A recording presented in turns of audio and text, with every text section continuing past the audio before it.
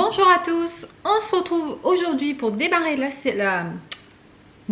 on rembobine. Bonjour à tous, on se retrouve aujourd'hui pour démarrer la série Le jour où. J'ai plusieurs idées de vidéos comme ça, de petits trucs qui me sont arrivés, donc ça va pas être des vidéos forcément très longues, peut-être un petit peu plus aujourd'hui, mais pour raconter des petites anecdotes de vie, des petits moments de vie, voilà, qui sortent un petit peu de l'ordinaire pour moi. Alors aujourd'hui on va commencer cette série avec le jour où j'ai participé à une célèbre émission de télé-réalité. Vous l'aurez compris en voyant la miniature, cette émission là, et j'ai bien sûr Brio qui choisit ce moment là du tournage pour jouer avec son pouic pouic. Merci Brio. Il me regarde, mon boubou. Bref, c'est pas l'objet de la vidéo. Comme je disais, vous l'aurez compris avec la miniature, l'émission en question c'est L'amour est dans le pré. J'ai jamais été agricultrice, hein, jamais été à ce niveau-là. J'ai pas été prétendante non plus. J'ai participé en tant que proche d'un agriculteur.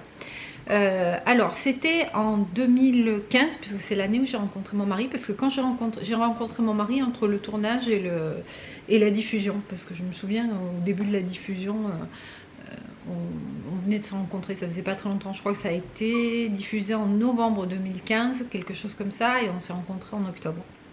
Bref, on s'en fout. Donc c'était, ils ont fait une année, 2 fois L'amour est dans le pré dans la saison. Ils ont fait l'émission qui à l'époque passait l'été. Et donc à l'automne, ils avaient fait L'amour est dans le pré, seconde chance. Donc ils avaient repris des anciens agriculteurs qui n'avaient pas trouvé l'amour pour leur donner une seconde chance. Voilà, donc ils ont repris des agriculteurs qui étaient déjà passés une première fois dans l'émission. Donc à l'époque, sur l'émission de base, les ouvertures de courrier se faisaient à Paris avec tous les agriculteurs. Et là maintenant, ça se fait, je sais pas, pour ceux qui regardent chez les agriculteurs, ils sont tout seuls. Et donc là, c'était la première fois où ça se faisait chez les agriculteurs. Et ils leur avaient demandé de le faire avec un ami. C'était moi, l'ami en question. Et donc, je suis allée chez Christophe. On se connaît depuis toujours, Christophe. C'est comme un grand frère pour moi. Contrairement à ce qui a été dit sur les réseaux sociaux, on n'a jamais été ensemble. C'est un grand frère, on est très proches, très tactile, et ça a été mal interprété, mais je vous expliquerai par la suite. Voilà, donc je vais chez lui, c'est assez loin de chez moi. J'en ai eu pour 6 ou 7 heures de route, je ne sais plus.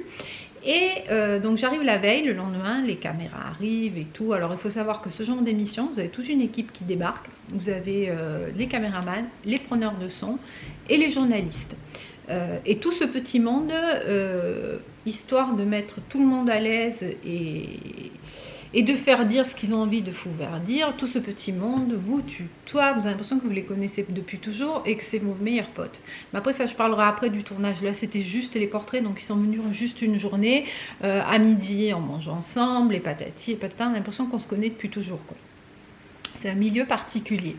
Donc on fait l'ouverture du courrier ensemble, donc on se met dehors, très mise en scène, genre c'est le facteur qui amène le courrier, enfin bon, je vous passe les détails. Donc on ouvre le courrier, etc.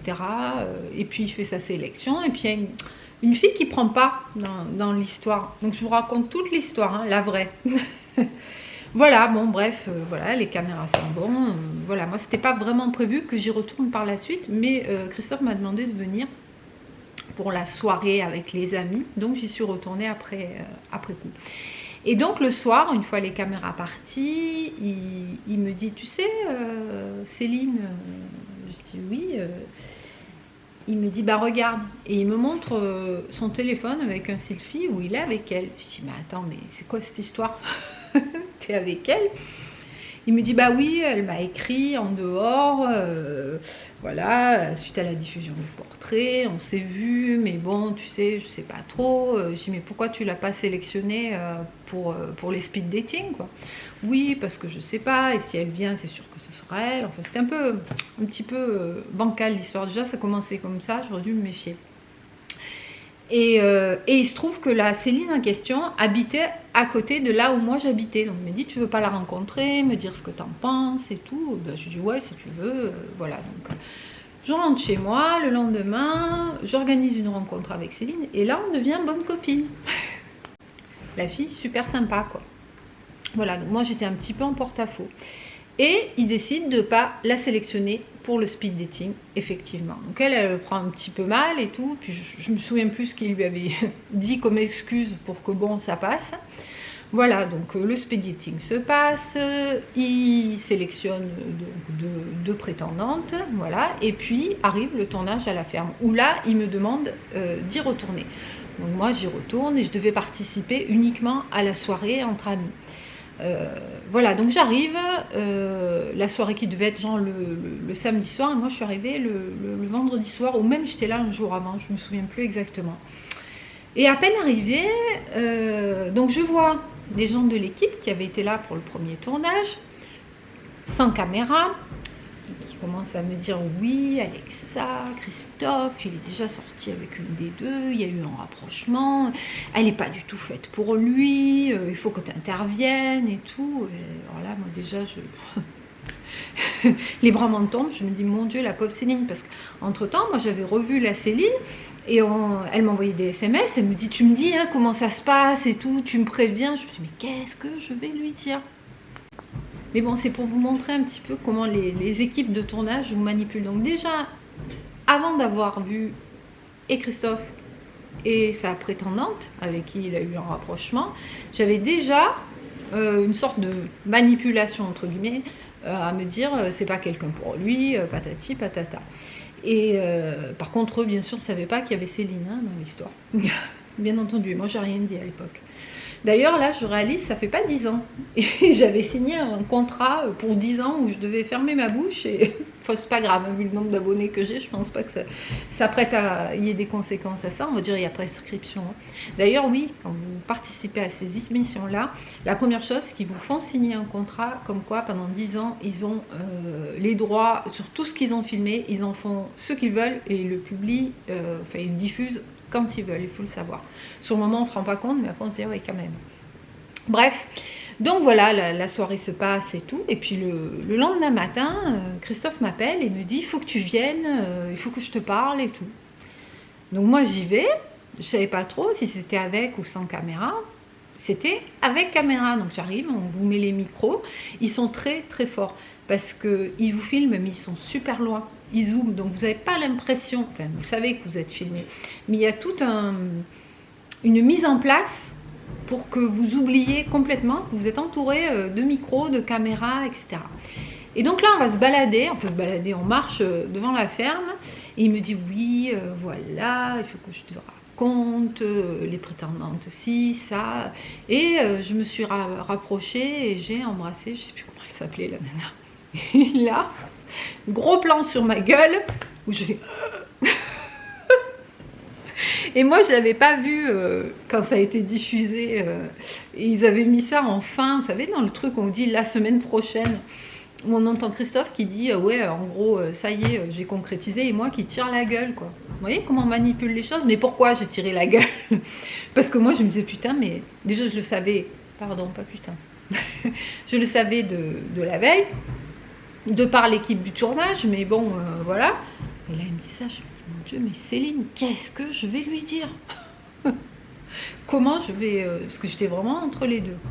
Voilà, bon, ben voilà, il me raconte ça. Moi, je retourne, j'étais dans une chambre d'hôte, et puis pour y retourner le soir. Et le soir, je reviens. Et là, alors la fille en question...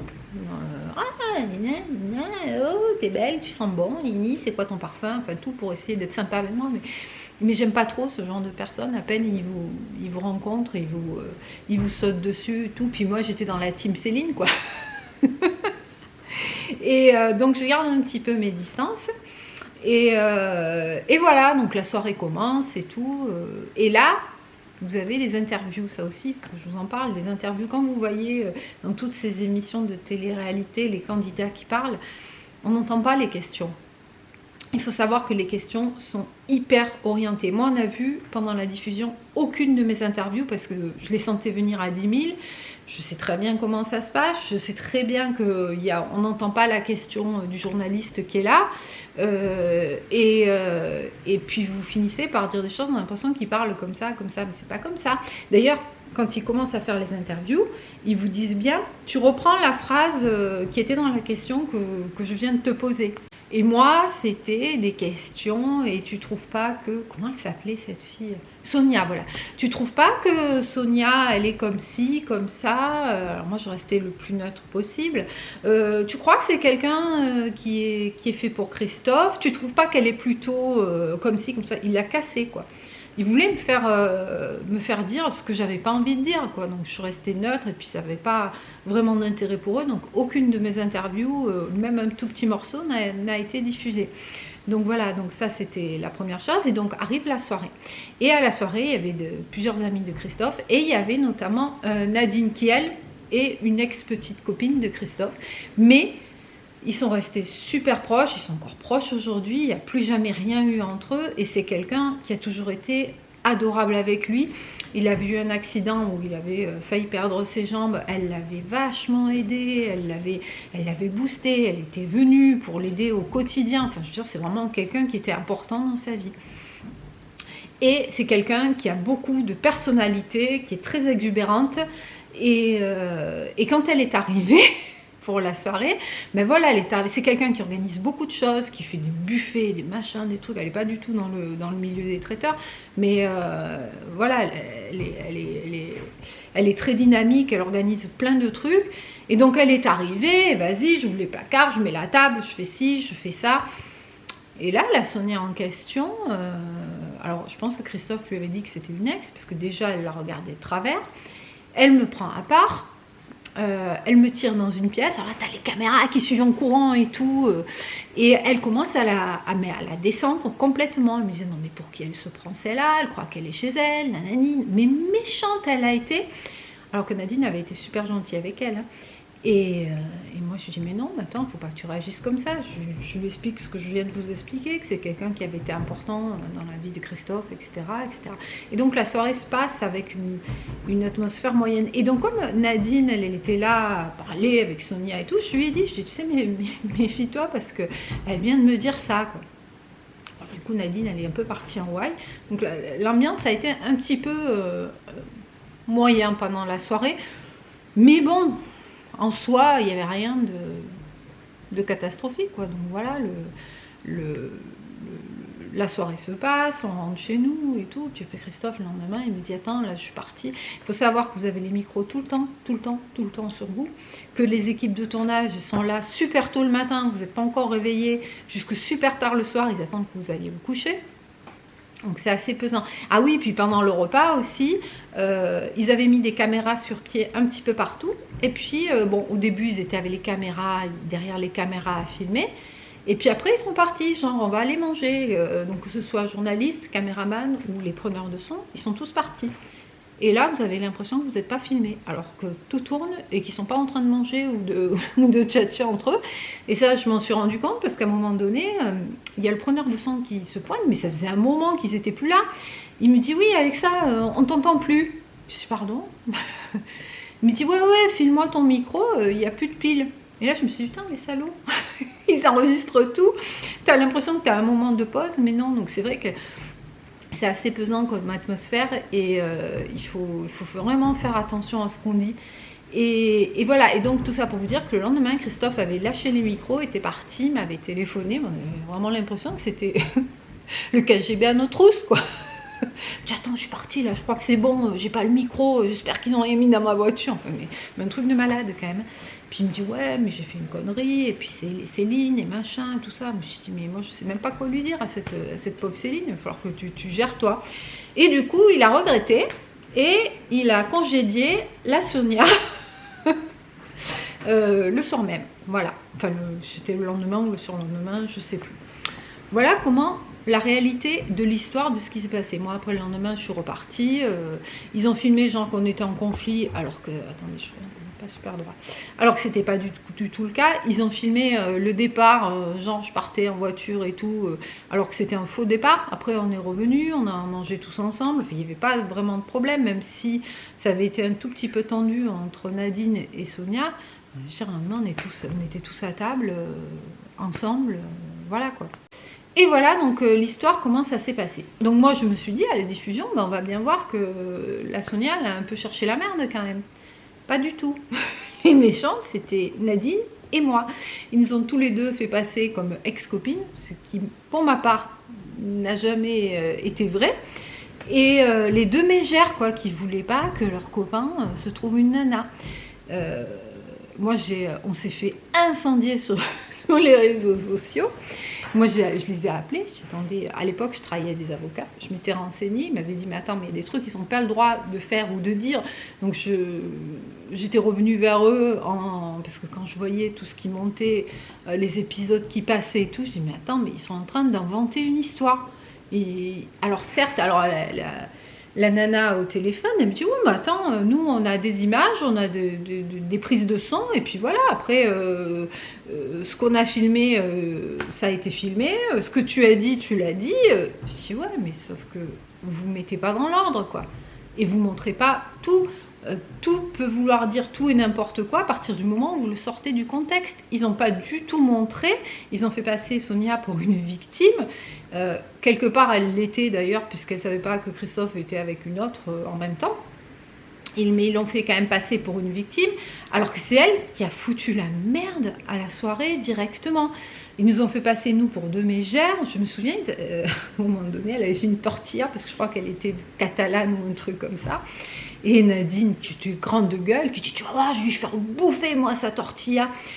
Et en fait, ça, elle l'avait dit, mais après, ce qui s'était passé, et eux, ils l'ont mis, en fait, ils nous ont filmé, ils ont mis une image où on était en train de parler toutes les deux, mais un peu de dos, donc on ne voyait pas nos lèvres, qu'on n'était pas en train de dire ça. Et ils ont mis ce son-là, qui n'avait pas été prononcé à ce moment-là, et en plus, ils n'ont pas montré pourquoi Nadine avait réagi comme ça. Bref, ça a été catastrophique. Et du coup, moi, je les ai un petit peu menacés et tout, et puis ils ont coupé court après. Ils ont vraiment raccourci les histoires qui concernaient Christophe, et ça s'est arrêté comme ça. Enfin voilà, tout ça pour vous dire qu'il faut vachement se méfier quand on regarde ces émissions-là, quand on voit les commentaires haineux et rageux portés contre certains participants. Je me dis, les pauvres, quoi. Parce que bon, moi, ça m'a quand même bien fait rire. Mais il y en a, ça va loin. Et à chaque fois, on a regardé un petit peu avec mon mari L'amour dans le pré. Il me dit, on va voir moi celui-là. Parce que je dis, stop, on ne sait pas. On ne sait pas ce qui s'est réellement passé. Certes, dans ceux qui nous montrent, là, la manière dont ils construisent l'histoire, l'autre, il passe pour un gros dégueulasse. Mais c'est peut-être pas du tout comme ça que ça s'est passé. Quand vous sortez les choses du contexte, ça ne veut plus rien dire. Et vous pouvez faire passer qui vous voulez pour un saint ou pour un gros méchant, alors que c'est pas du tout le cas, quoi. Donc voilà, ma petite expérience de télé-réalité, que je ne renouvellerai pas, ça c'est certain.